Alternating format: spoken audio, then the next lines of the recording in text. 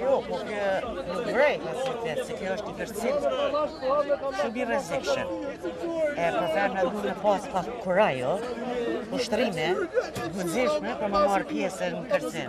Por kam dëshirë që edhe femra tjerë të marrin pjesë, mos në më shumë tradita ime. Kjo është një traditë gjakovore, traditë kësimit, kësimtar. Gjithmonë ka pas Gjakova, do t'i vazhdojmë gjithmonë. Kjo traditë nuk është hera e parë që e marrë, por po marrë me vite më radhë. I përshëndes kaq strafin gjithë respektin dhe gjithëve.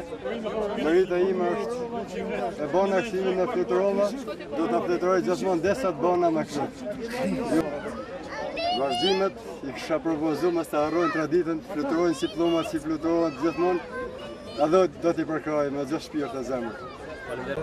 Arsyeja e mungesës së organizimit të këtyre kërcimeve ka qenë, do të thonë, si pengesë kryesore ka qenë sigurimi i financave. Do të thonë, nuk kemi arritur të sigurojmë fondin për organizimin e kësaj.